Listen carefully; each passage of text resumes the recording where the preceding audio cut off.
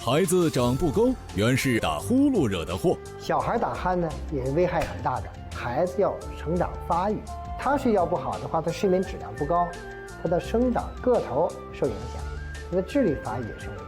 睡觉习惯不可小觑，打呼噜引出大问题。打呼噜会引起很多的问题可以引起高血压，可以引起脂肪代谢的紊乱，可以引起糖代谢紊乱，出现糖尿病，还可以引起心脑血管的疾病。专家教你选对枕头，开启健康睡眠模式。对于打呼噜人的话，如果你枕头过高的话，会造成上气道的扭曲，气道呢会变得狭窄，会加重打鼾和呼吸暂停。就别睡太所以说不要睡太高的枕头。今天节目中为您送上一道美味的鹅肝酱汁牛肉，特邀首都医科大学附属北京朝阳医院睡眠呼吸中心主任郭希恒，教您如何赶走睡眠障碍。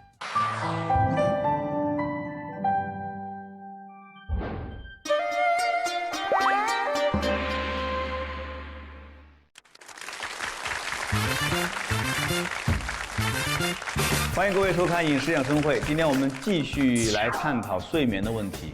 我们今天要讲的是睡眠当中最突出的问题——打鼾。让我们有请首都医科大学附属北京朝阳医院睡眠呼吸中心主任郭希恒先生，有请。郭希恒，首都医科大学附属北京朝阳医院睡眠呼吸中心主任，我国最早开展睡眠呼吸疾病诊治的专业医生之一。本期爱问团的嘉宾有湖北卫视主持人胖胖、著名主持人索尼、烹饪大师李可。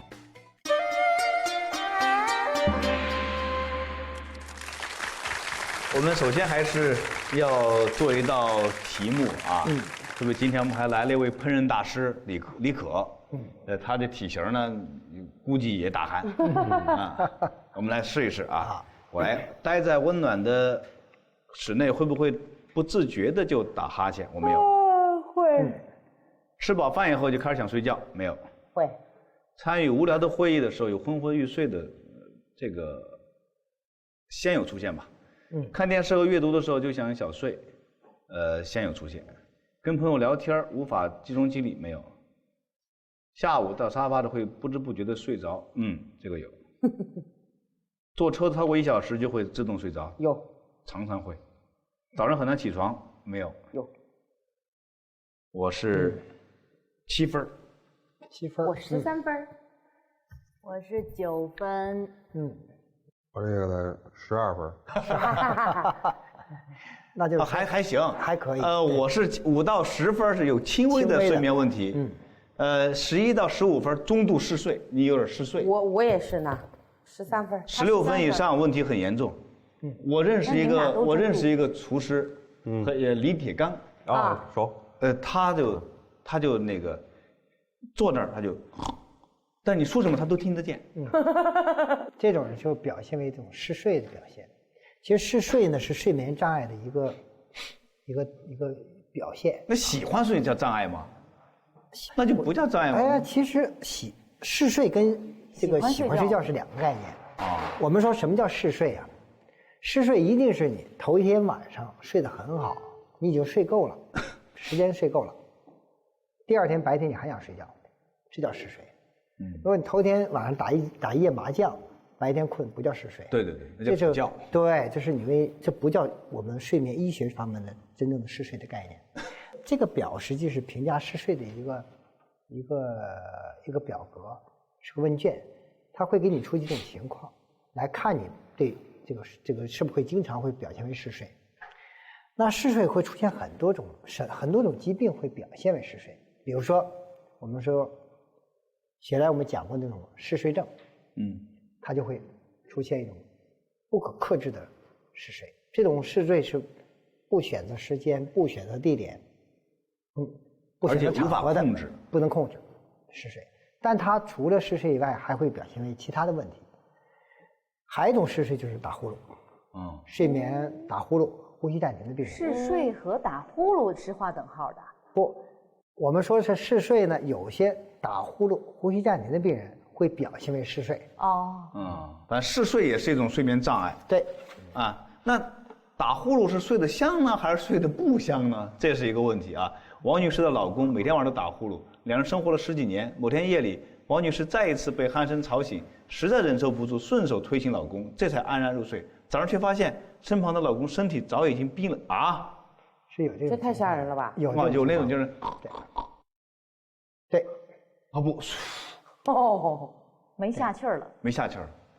那么有些人睡觉打呼噜，会伴有呼吸暂停，有一些呼吸暂停的病人可以长到几十秒，或者是100多秒，还或者是200多秒。200多秒是几分钟啊？对，在我们的实验室60秒是1分钟，最高纪录4是分钟，停了260多秒。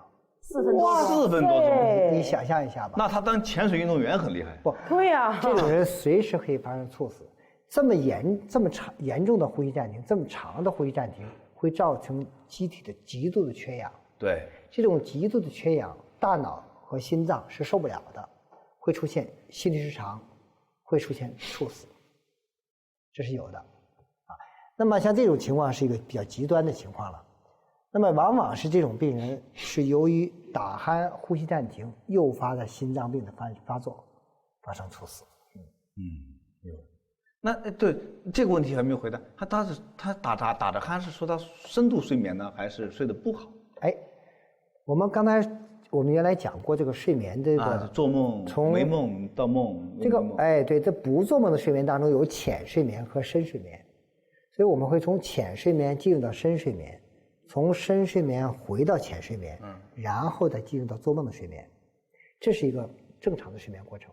但打鼾、呼吸暂停的病人呢，他是难以进入到深睡眠，他一睡觉的时候就是很快就睡着了，这种就像你一样，没攒等的就睡着了。但睡着以后呢，他是总在浅睡眠状态，就是说低质量的睡眠。他一旦要进入到深睡眠的时候，一打呼噜、一呼吸暂停又回来了。他始终在浅睡眠，所以他是虽然睡了一夜，他的睡眠质量很差。所以他才白天还所以他要通过延长睡眠时间来补充睡眠，所以就会表现白天嗜睡。所以打鼾呢，不是睡得香，是睡的人质量很差。正如电视剧里演绎的那样，哎，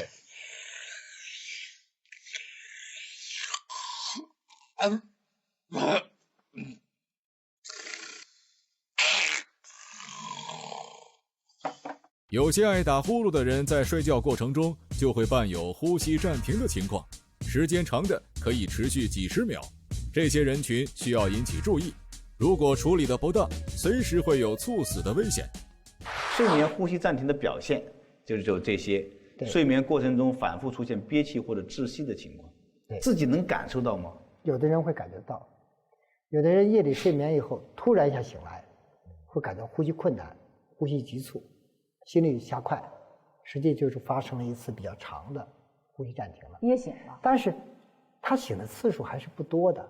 你说我们对于睡眠呼吸暂停的这个诊断的定义是一夜7小时睡眠要发生30次的呼吸停止，哇，才叫睡眠呼吸暂停综合征。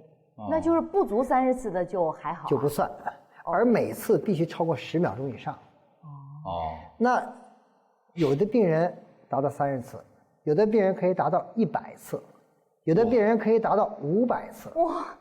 这一晚上可以有几百次的呼吸暂停，那就在生与死之间徘徊。对呀，但他醒的次数很少，他自己能够意识到醒的次数是很少的。但是我们通过脑电图会发现，他的微觉醒是很多的，说明他睡眠当中总反复发生非常短暂的醒，但他没有意识。所以他会白天会困倦，睡醒后口干。您说这是不是胖人居多呀？这个鼾是的，是的，胖的人差不多1半人都会有打鼾。那为什么打鼾？那就是说肥胖会造成这个气道的这个脂肪的沉积，造成气道的狭窄，软组织的塌陷，会造成打鼾和呼吸暂停。我有明显的感受。塌陷也是，像我年轻时候不打鼾，上点年纪偶尔就会有。我年轻的时候也不打鼾，现在也打鼾。睡醒后口干，睡醒口干呢，打鼾的人往往是张口呼吸。哦，对对对对，他就感觉口干了。对。睡觉过程中莫名其妙的醒，这个时候有的时候会憋醒，会被自己的声音震醒，但他醒了，这个声音他也没感觉到，所以他会感觉到莫名其妙的醒。哦，其实是被自己震醒的。对，或者是被自己憋醒的。白天疲惫嗜睡的都说过了。对，晨起后血压高，谁没老年人会早上起来量血压。但是打呼噜、呼吸暂停的病人，往往会伴有高血压。他的高血压特点就是早晨起来休息了一夜以后，早晨起来血压高了，然后活动，哎，血压倒下来了。这跟一般的高血压特点是不一样的。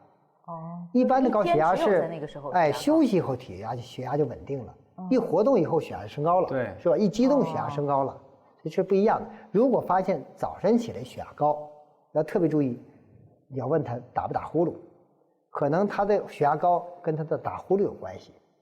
还有的人会血糖高，打呼噜会引起很多的问题可以引起高血压，可以引起脂肪代谢的紊乱，可以引起糖代谢紊乱，出现糖尿病，还可以引起心脑血管的疾病。哇，哎呦，这不就打个麻呼烦吗？这多少人都打呼啊！对呀，夜尿，但就看打到什么程度吧。对，真的是看打到什么。夜尿增多啊，这是他醒了就有尿意，睡着了不会尿尿。但是夜间的呼吸暂停、缺氧也会对肾功能有影响，所以造成肾功能不全，会出现夜尿多。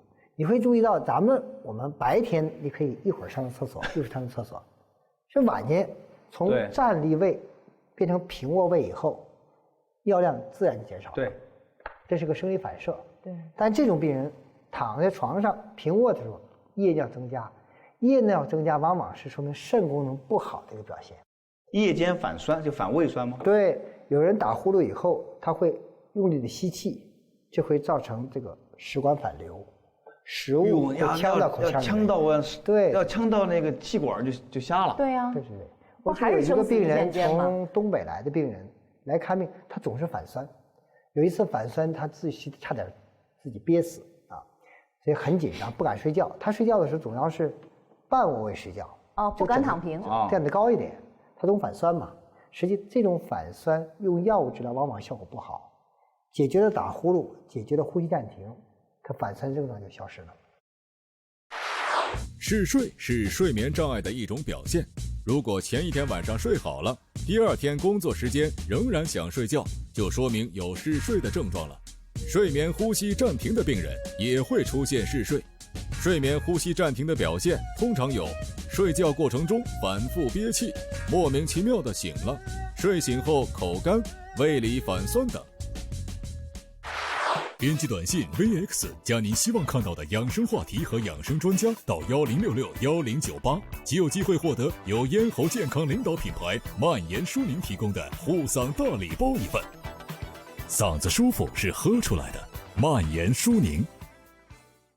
睡眠呼吸暂停的高危人群，更年期后的女性。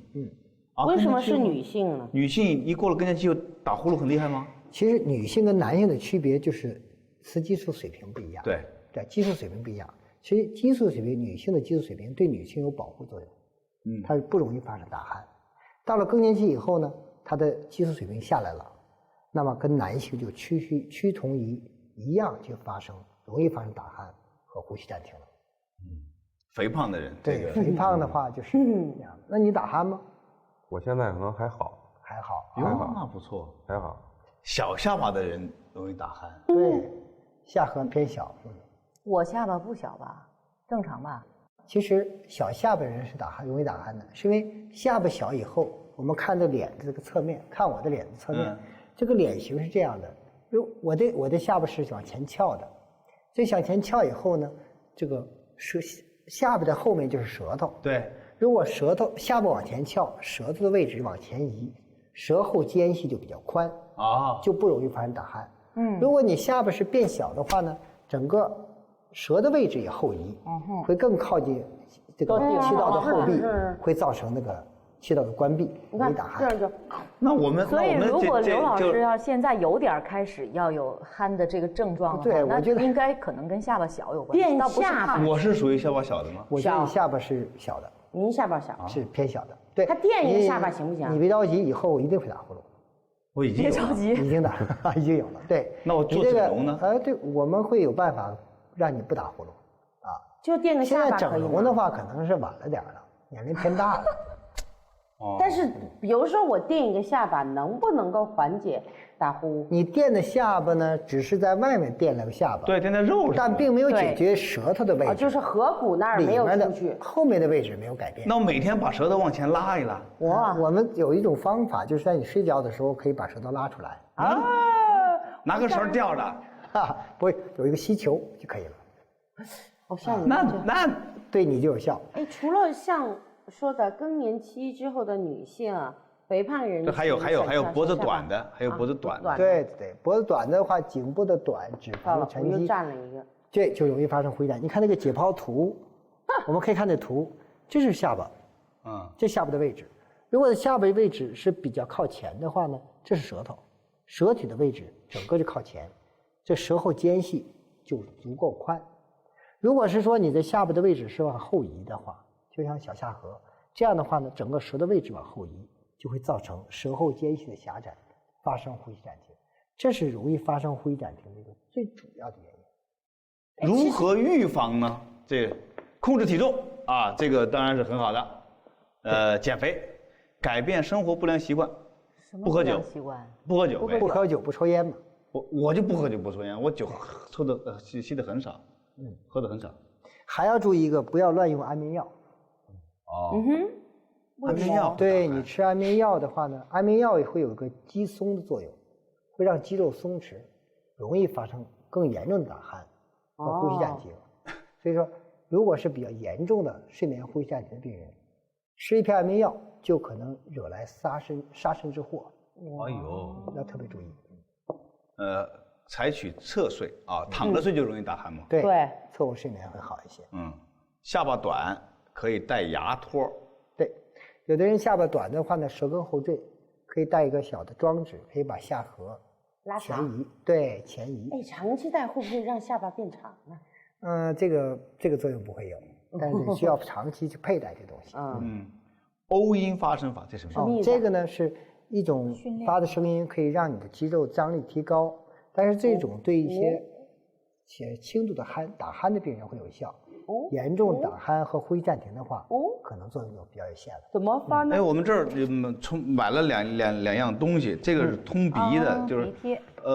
说它那个粘住，我也试过，贴在这儿，它给你扩一点，它是个张力的东西，给你粘住，往外一掰，好像你鼻孔就大了点了，这能够防止打鼾。要注意一个问题，就是说，睡眠打鼾和呼吸暂停的原因是非常多的，这是由专业医生通过检查才能发现的。到底是你是鼻腔的问题呀，还是咽腔的问题呀，是哪儿的病变，这要医生来判断。所以由于它的原因很多，解决的方法是针对病因的，这个方法就会因人而异，不一样的。所以说，如果是说像你这个方法，如果是由于鼻腔的问题造成的，你用这个方法可能会有一些人会有一些效果的。但是由于咽腔的问题，你去解决鼻子的问题，那就是指东打西一样。那还有一个问题，就是我们采用什么样的床和枕头能够对我们睡眠有好处呢？其实每个人睡的床和枕头都不一样的。我们看那个美国电影啊，那美国人睡觉那枕头特高，电影里不老受不了，对，老他们3-4个枕头这么睡，整个窝在里面。对，对正常人影响不大。对于打呼噜人的话，如果你枕头过高的话，会造成上气道的扭曲，气道呢会变得狭窄，会加重打鼾和呼吸暂停。就别睡太高。所以说不要睡太高的枕头，另外不要睡过软的枕头。我觉得像荞麦皮的枕头是不错的。弹性啊、透气性啊、软硬度都合适，还可以容易变形。这样的。对于床来说是这样的，如果是过胖的人，不要睡太软的床。对，为什么如果睡过软的床呢，对你的这个脊柱你的压力太大，你的脊柱会有个扭曲的，很难是伸展开。这种我觉得是不建议这样。就应该是展得越开，相对来讲这个气道会畅通呀。你喜欢睡软床？我喜欢睡软床啊，我觉得舒服。对，你睡软床的话，你躺在床上，你的重力会让床变形的，这个变形会让你的脊柱，对，胸椎、腰椎的脊柱伸展状态，它就会变成扭曲，会形成一种角度，不利于你的休息。所以我觉得床还选择一个应该是不硬不软的床会更好一点。但如果有颈椎病的人，那一定要选择比较硬的床。反正我是喜反欢正是最好的。是的，是的。好，我们新浪微博的网友黄女士，41岁，她说她常常失眠，看病的时候呢，医生给她开了安眠药。请问，如果经常服用安眠药，会不会成瘾？安眠药有好坏之分吗？自己可以去药房买吗？最后问题我可以回答你，药房现在不卖。是的，这是处方药。安眠药的使用一定是要在医生指导下使用。但是安眠药的种类太多了。安眠药，医生使用安眠药会根据病人的不同情况、不同的类型来进行选择，而且用药的过程也需要医生进行调整的。这是一定要找专业的医生去治疗，不要自己随意的吃安眠药。我觉得这点是非常重要的。那郭老师，我补充一个问题，就是如果说现在不是每个医院都有这个呼吸睡眠中心，那么如果在没有这样的专科的这样的医院，那么这种想给自己的睡眠进行调整开安眠药的病人，他去哪个科呢？我觉得可以到神经科。神经科，对，神经外、神经内、神经内科，神经内科，神经内科医生有很多医生对睡眠的问题也是有很丰富的经验的，他也会指导这个病人会怎么样去使用安眠药。我还有个问题，刚才一直想问，就是刚才我们讲的是大人打鼾，其实小朋友也打鼾，小孩打鼾很正常，到底是正常还是不正常啊？小孩打鼾呢，也是危害很大的。因为小孩跟大人的区别是，孩子要成长发育，他睡不好的话就麻烦了。他睡觉不好的话，他睡眠质量不高，他的生长个头受影响，他的智力发育也受影响。那老百姓说，我们长个儿都在睡觉的时候，是真的吗？对啊，睡眠在深睡眠的时候，我们会释放生长激素。如果你的深睡眠少了，那你的生长激素释放就少了，孩子身体发育就受影响。那在做梦的睡眠是孩子的神经系统发育的过程。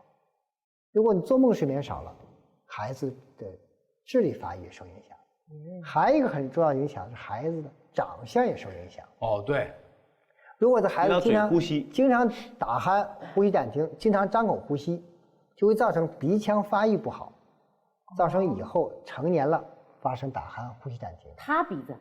对，还有一个问题呢，经常张口呼吸，下颌发育不好，会出现小下颌。所以孩子打鼾发生呼吸暂停要特别注意。但是孩子打鼾、呼吸暂停的原因往往比较单一，它的原因跟他的扁桃体和腺样体有关系。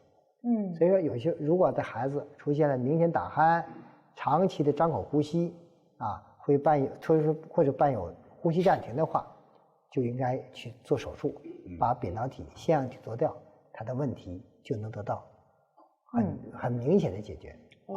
这种手术效果，孩子的手术效果往往比成年的效果要更好。对，看来这姚明小时候肯定睡得很好。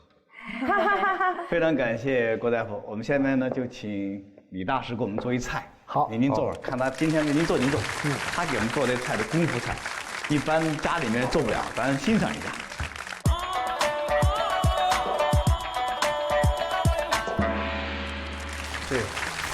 这个呢是那个低温慢煮鸡。什么叫低温慢煮鸡？不知道，没听过。低温慢煮就是用40多度、50多度的温度，长时间的煮这个牛肉，让这个牛肉的这个水分和营养不流失，而且呢肉呢很嫩。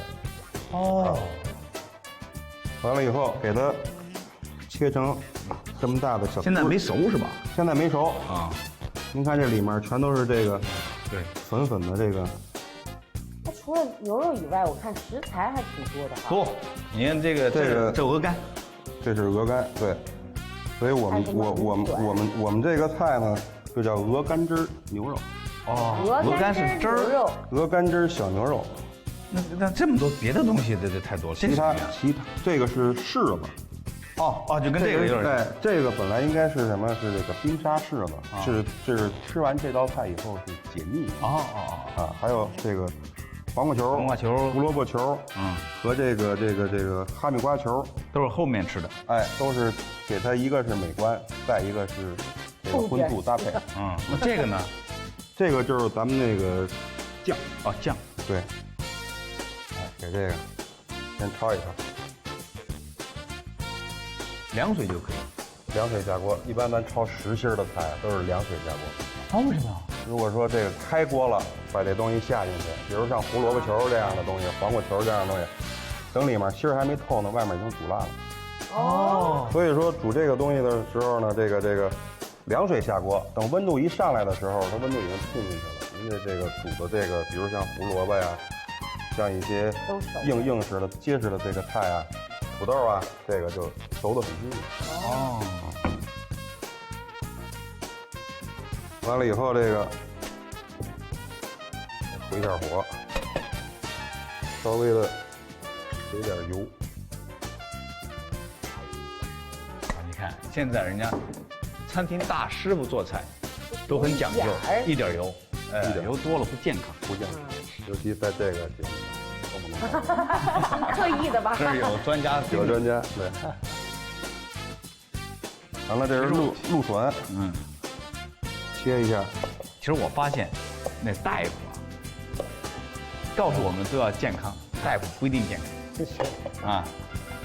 因为大夫也是工作需要，他不可能都能够做到那么好的养生。大夫可忙了，根本没时间去好好的吃一顿饭。也只能凑合吃，是吧？也只能凑合吃饭，对，吃快餐，吃泡面，今儿好好跟那儿补。对。经常大夫还没饭吃，还没饭吃。对呀。哎，给这煸煸这芦笋头，完了给这个放进去再炒一下，让它有点味道。放点盐。哎，给点盐，稍微来一点点，够了。不是突出它的咸味儿而是突出它的甜味儿，这个果蔬的香味儿。好。这个搁在这大盘子里。哎，放在大盘子底下，这人家自己带来的。为什么咱们这儿没有？我们这儿没有。您不会把盘子再带走了吧？盘子当然得带走了。好，这回油就稍微多一点，我得倒多了。还这倒多了。没事，到这里。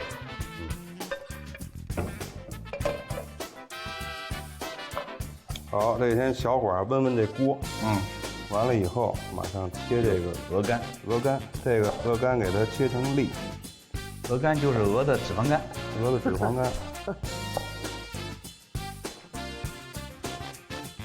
下点这个淀粉。哎，稍微抓一抓，给它这裹一裹，要不然那鹅肝一下锅没形了。这油就全跑出来了。要保持它的形状。因为鹅肝稍微的很软嫩，到时候给它有点。不然的话，待会儿人家那个吃饭的人不知道里边有鹅肝。是。对吧？对。这么贵的东西，跟鸡肝差不多。你得给它做出形状，人家看得见，美味看得见。好，这个呢是牛肝菌的粒儿，稍微的黄牛肝菌，这个稍微的提一点。还有水牛肝菌。哎，水牛肝菌。这个也是抓一抓，整个出水。先下这个鹅肝，稍微的煎一煎。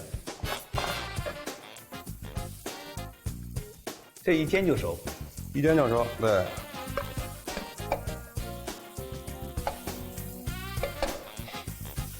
完了下这个黄牛肝，稍微来一点儿，主要是为了提它的味儿。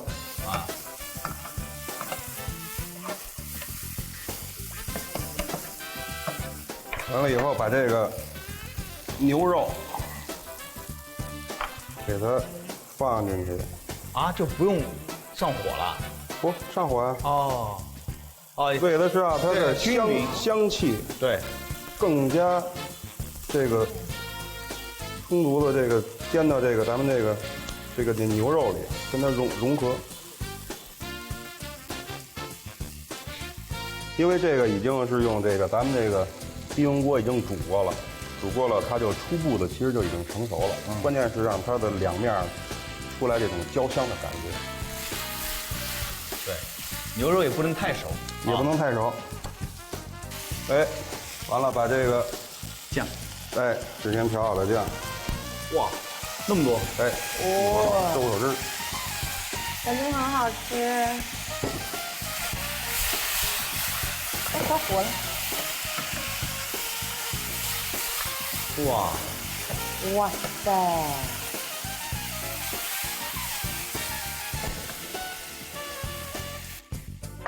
哎，我们再给剪到这上。你说这上菜的桌子得多大呀？鹅肝酱汁牛肉，食材：牛肉、鹅肝、黄瓜、胡萝卜、哈密瓜、芦笋、黄牛杆菌。调料：柿子汁、蚝油、酱油、淀粉。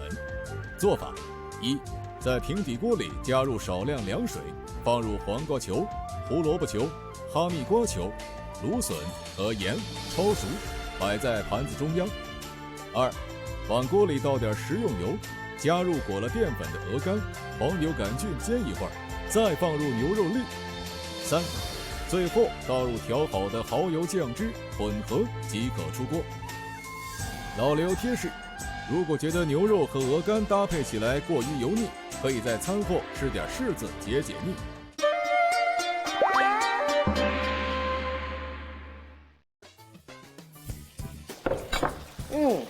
好，好嫩啊！非常感谢李大师，也要感谢郭大夫。